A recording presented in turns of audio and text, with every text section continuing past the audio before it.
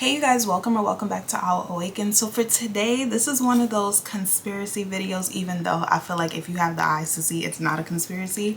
But if you like critically think with just everything that's going on in the world and just how like certain places have been targeted with extremely bad weather. And I'm not here to say that natural disasters aren't possible. However, when you like do your research and see like other layers of other things that are going on, it kind of makes you like side eye and question like, like something is off with this. And I'm talking specifically with the hurricanes that's going on in Jamaica. And my prayers genuinely go out to the people that's over there, because I've seen videos of like just the destruction that's happened, the lives that were lost, and just like the struggle that people are having to deal with. And I just feel like no one wants to deal with that. So my heart really does go out to the locals, but also the tourists that are over there, because there are a lot of people that are stranded over there, or even the locals who live there and have to rebuild everything that they worked hard for. I just really do hope that, like things pick up for them eventually, and that they do receive the aid and the resources that they need in order to get back on their feet. But one thing I can't help but notice is how every time that there is a natural disaster that happens somewhere and it is like extreme, there's always like this plan that is just lingering somewhere of what is to come. In the coming weeks and days I will be making certain announcements regarding the acceleration of Jamaica's intention to become a fully digital society. We are well on our way to this. We have established the national identification system. We have put in place our digital currency. We have given directions to our ministries to digitalize their operations. Most of our ministries are now moving from paper-based systems to digital systems. Our military is transitioning. The society is moving very quickly, very rapidly to become digital. Our banking consumers are seeing it as well, because the banks are moving very rapidly to digital.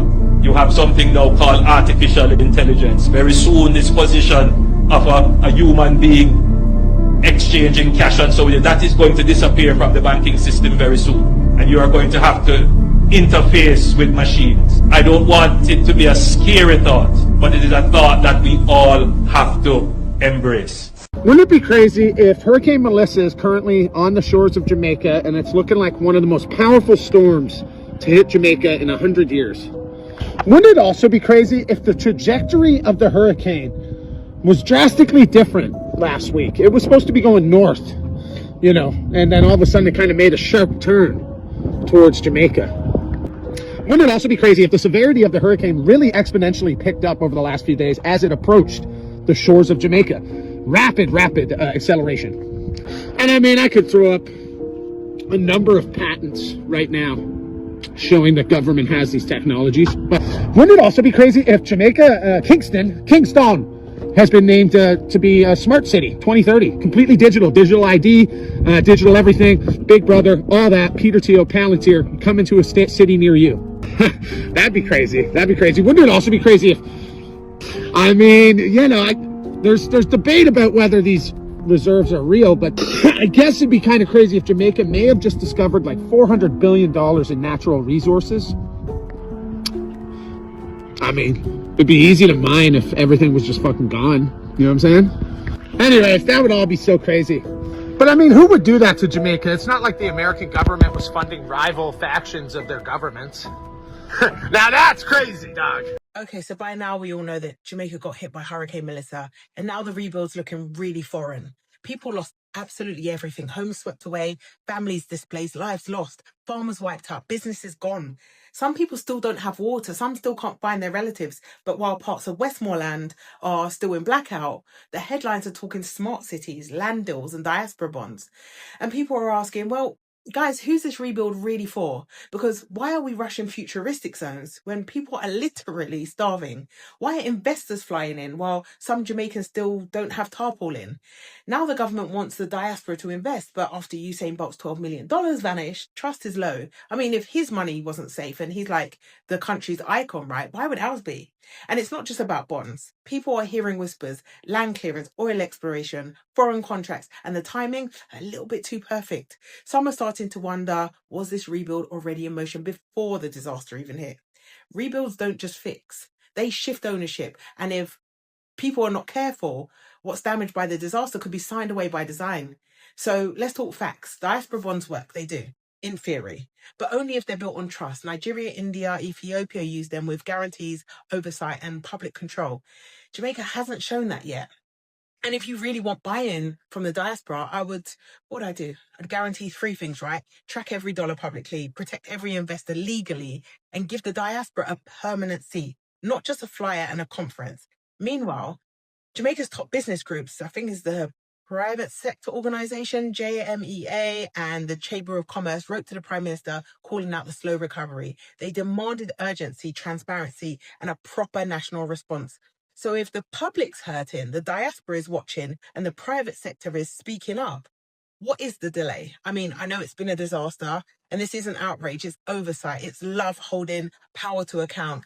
Because if this is really a reset, then reset the rules, reset the priorities, and put the people first. Just because the hurricane is finished doesn't mean that we can afford to forget about Jamaica.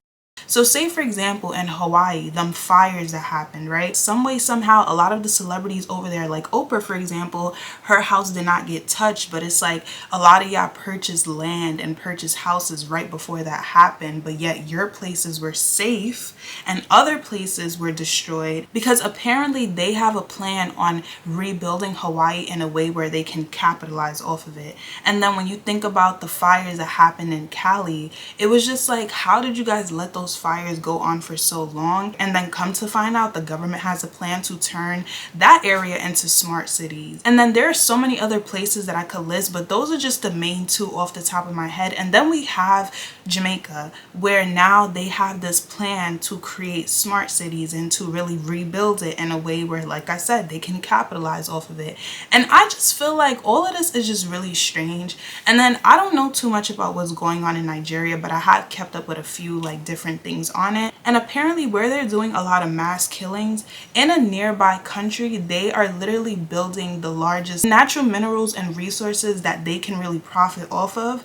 It's like you are trying to like clear out the people that are in your way in those native lands in order for you to have access to the resources so that you can get money off of it. And I just feel like it's really inhumane because it's like all of this for money. Like, and when I was watching the show Last Kingdom on Netflix, it really showed me how like back in the day they would really go and burn places down just so that they can claim the land and so that they can benefit off of just the resources that come with it. So it's like we are literally seeing all of that manifest now in modern day time, but they are trying to like call it like, oh, this is just natural disasters. But it's like, y'all know like the government has like access to, you know, altering the weather, and these are things where people just think, oh, it's just in the movies, or oh, it's just fiction. But it's like, no, these are things that are actually possible. Because a climate scientist whistleblower says prestigious scientific journals only publish papers that fit the narrative. Anything besides doom and gloom, man-made global warming is left unpublished. This is because these studies are often bought and paid for by government grants and charitable foundations, both with political and financial interests in the global warming industry. And it is an industry. But do we really need solar panels, windmills, and electric cars if we can control the weather with laser beams? Instead of doing a rain dance, we physicists are firing trillion-watt lasers into the sky to actually precipitate rain clouds and actually bring down lightning bolts. This is potentially a game changer. When you have water vapor and you have dust particles or ice crystals, you can precipitate rain. It condenses around the seeds. These seeds can also be created by laser beams. By firing trillion-watt lasers, you rip apart the electrons, creating what are called ions, and these ions act like seeds, like dust particles, bringing down rain and even lightning. So instead of controlling the narrative, we can just control the weather.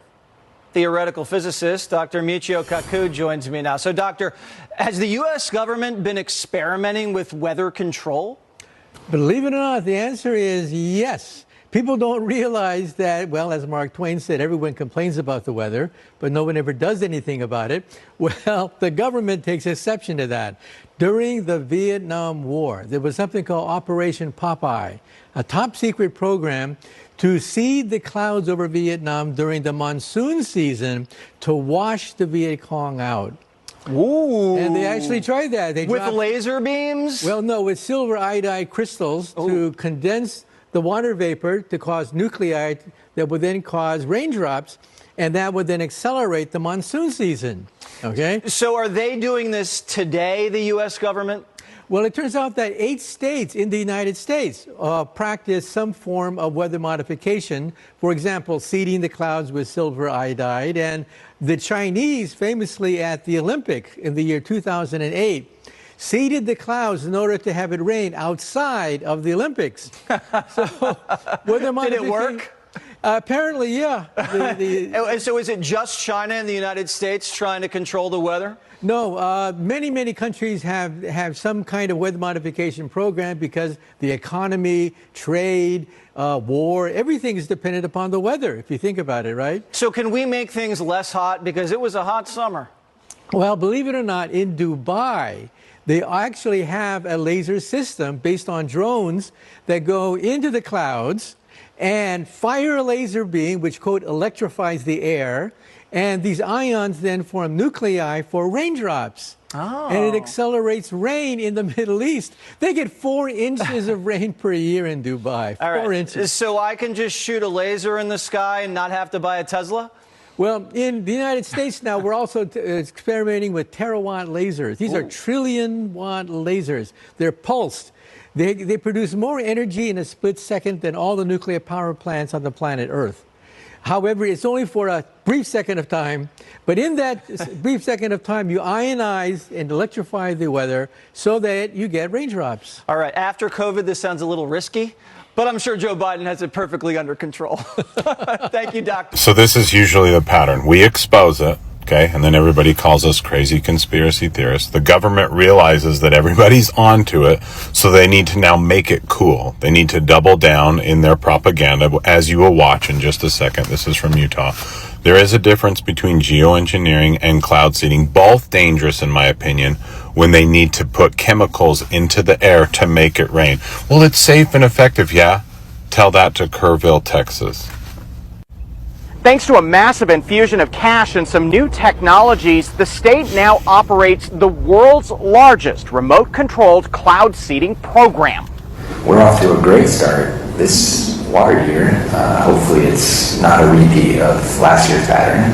The group that oversees Utah's water resources got some good news when it comes to cloud seeding. That's pumping silver iodide into the atmosphere to squeeze a little more precipitation out of a storm. The statewide average is 10.4% increase in snowpack. To help in Utah's drought and the crisis facing the Great Salt Lake and the Colorado River, Utah jumped into cloud seeding in a big way.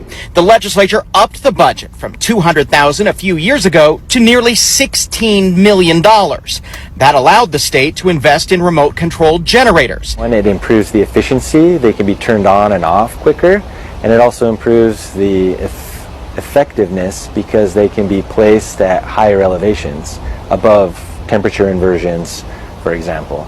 The state is also purchasing new drones to do cloud seeding. That helps in areas like the La Salle Mountains in southeastern Utah, where they found ground generators don't work as well because of climate patterns in that region. I think it's really exciting that we're leading the world. Dana Van Horn, who represents southeastern Utah communities on the board, says it could help. If we can increase the snowpack in the La Salle Mountains, I think that it'll directly impact the Colorado River flow. In fact, lower Colorado River Basin states are now paying Utah to do cloud seeding because it benefits them. They recognize that the water supply for the Colorado is in our mountains. Idaho has also started kicking in money to help the Bear River and the Great Salt Lake. The state is also partnering with academic institutions for research on cloud seeding. Silver iodide is found to be safe. Cloud seeding is a part of a silver buckshot method. There are no silver bullets as it relates to solving our Western water issues. But environmentalists caution that cloud seeding is just one tool to help. You know, I think the best thing that we could be doing is just reducing our use all over the place, but that's painful. This is a somewhat expensive way. In a really, really dangerous way, Kerrville, Texas, where thousands of lives were destroyed overnight. Like I said, I'm not saying that these aren't possible natural disasters, but when you think about the other factors that are playing into these same very events, it's just all very, like, you know, a little shady. But I'm gonna insert some TikTok clips so that you guys can get an idea of what I'm trying to get into, but also other people's perspectives on it. So yeah, let's get into those. I heard in Palisades they had a smart city that was supposed to be, like, they had it already built out where it was going to be, the whole entire thing, and all of a sudden it was a fire. All of a sudden, right? And here's the thing, I'm from LA. There's no way a fire can jump from the Palisades, skip over, and then go to Altadena and Pasadena. There's no way in hell. There's no way. No way. All those fires at one time is ridiculous. No, there's no way. Those are all started, right? Now, the smart city, LA, guess what year they're going to complete it in? Olympics. Right? That's a multi-billion-dollar play. When the Olympics is here, it's going to be so much money being made. So burn it all down because all these people aren't going to sell. They're going to sell their homes and land for pennies on the dollar. They have a new railway going the same way that all that stuff got burnt up. Those were rich people. Those rich people in Palisades, they're clued in. But not rich. They're rich, but they're not rich. Shit. What's the name? House burned. Who? What's the one actor? The white dude that everybody liked? Did Wall Street? Wolf of Wall Street? Leonardo DiCaprio? Yeah, his house burned out. See, my thing is this. It could be one of two things. It could be an insurance play, or you could just be rich and not in the know, right? Because all rich people aren't powerful. Think about that. True. It's about power, not money. You can dictate money with power. Could the raging Los Angeles wildfires be part of a sinister plot to transform LA? What if these devastating wildfires are not just natural disasters, but planned, orchestrated events? Imagine transforming the city into a futuristic smart city by 2028, a vision of a tech-driven super sci-fi utopia. But at what cost? Introducing Smart LA 2028, a jaw-dropping $310 billion initiative to transform LA into a tech-driven AI city. Towering smart buildings, futuristic flying drones, a super-speed rail system. Some people have already reported possible arson, raising suspicions and many questions. At least one person has been arrested for setting fires in Palisades, Pasadena. But is this individual just a pawn in a much larger game? A game of power, destruction, and a flaming desire for money? But who could really do this? Destroy something completely to the ground just to rebuild it in their own image, all while harming countless of people in the process. And here's where it gets mind-blowing. The connections and coincidences are too striking to ignore. The blueprints for the Smart LA Superspeed Rail System, a key component of the 2028 Smart City Plan, match perfectly with the areas devastated by the wildfires. Coincidence? Or something more calculated? It's utterly shocking and very unlikely for the exact same area that the Smart LA plan needs, also just happens to be the area destroyed by scorching wildfires. Fires that conveniently happen to be right where they need land to build. Are eco to blame, or is there something else at play?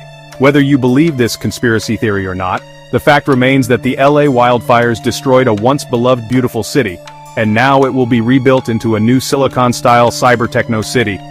The truth still remains shrouded in mystery, but the Y'all think the billionaires are gonna try to buy up all this land in California?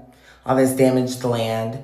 Because I'm just thinking about it, like the people who lost their fire insurance, I just think that the government's going to take over that land and be like, yeah, well, we can't rebuild it for you, or you can't afford it, or it's going to be a lot of shit like that.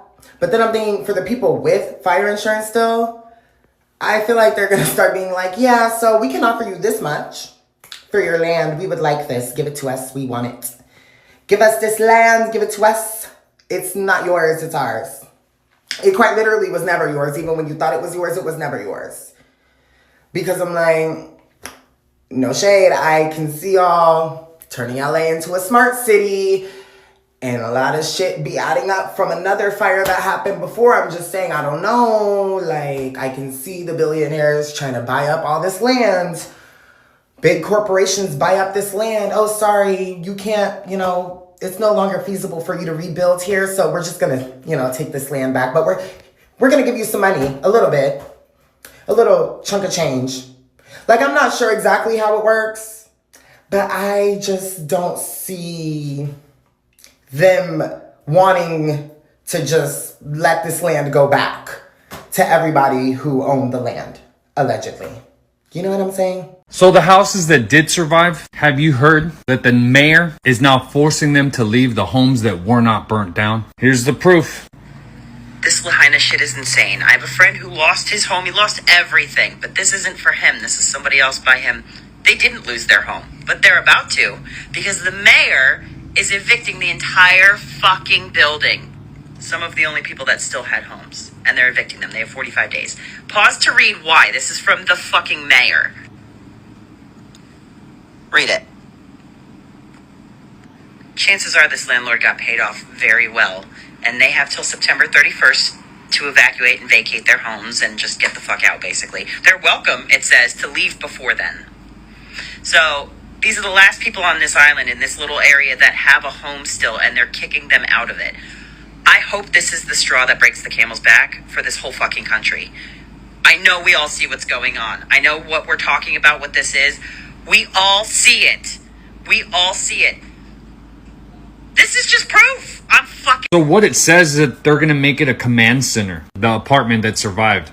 This particular one. So the people that pay their taxes, don't worry about having a home. The government needs your home. So go ahead, prop up a tent. You can be homeless as long as the chief is doing good and the mayor. Nobody really gives a shit about the people. Is that how this is really supposed to work? Is government telling the people to get the fuck out of their homes? Is this what really everything's come to and nobody's gonna do anything? The town burnt down under very mysterious circumstances. You got the water turned off. You got police blocking the roads where all the cars were burnt, which is very suspicious. You got no sirens. You got the guy responsible for the no sirens saying he's clearly proud that he didn't siren, because then what? Then people would know there's a fire. You got melted metal, which doesn't happen in forest fires. And next to melted metal, you got standing umbrellas. You have the blockade of the supplies, you have the executive orders, and you have the governor, no joke. The governor is a keynote speaker for Agenda 2030. 100% wants to put out a mandate to make Hawaii 100% all electric.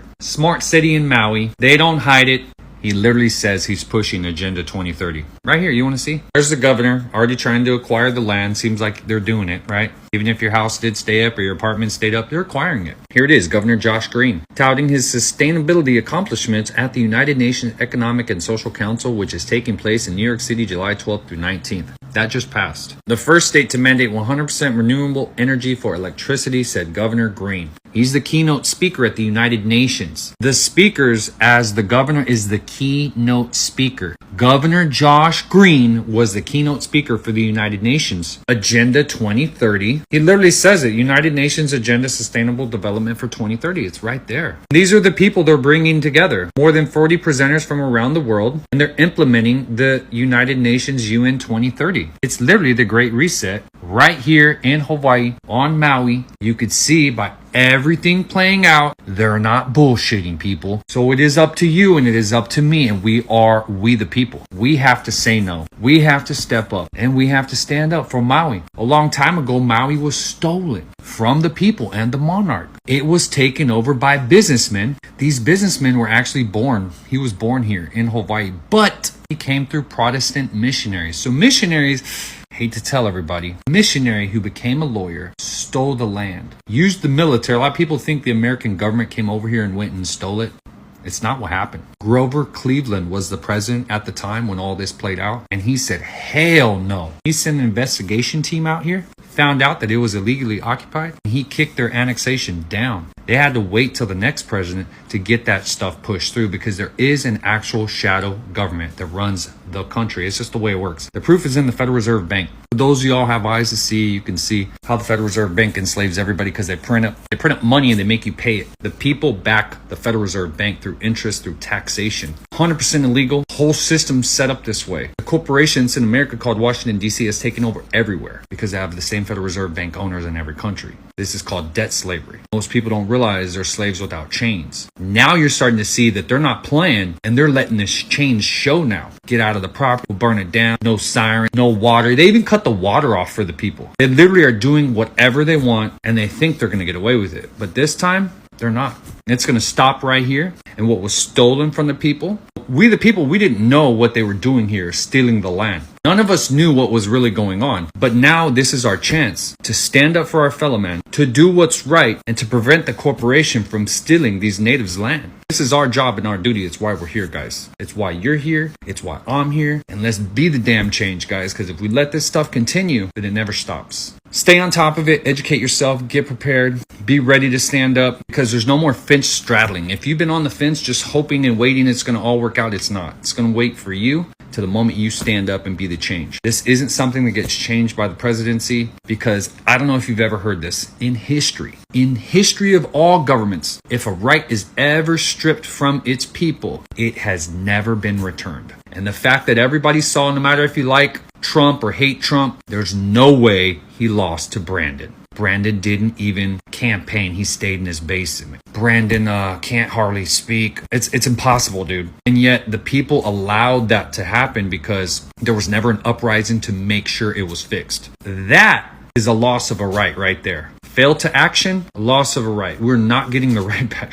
Like, the right is never coming back until we're like, no, we're taking this shit back. And it doesn't have to be ugly. It has to be unifying. The people have to come together, and that's literally all it takes. It takes one agenda, one accord, one people standing up together against these elite globalists like Governor Green and his Agenda 2030. That's what it takes, because they're not going to stop until we say so. So this is our job, guys. Be the change you want to see. So I'm just curious to know, what are you guys thinking? And you know, like, I want to get people to start critically thinking, because these things are not just coincidentally happening. They are trying to clear people out of their way so that they can benefit off of it. But y'all, let me know what y'all think, and let's get this conversation rolling. And I'm going to find ways to bring these topics on here without, you know, like possibly getting shadow banned. So anyways, y'all, I thank y'all for watching this video, and I hope to see you on my next one. Bye.